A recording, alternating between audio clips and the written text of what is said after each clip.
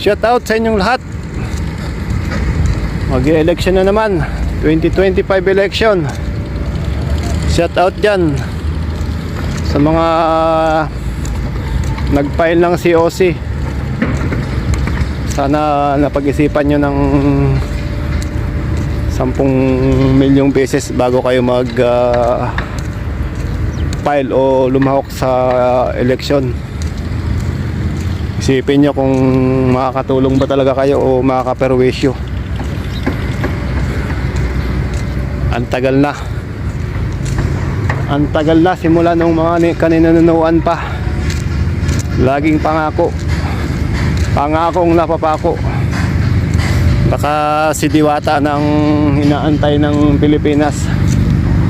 Diwata, kung saan ka man naroroon, mag-isip ka muna.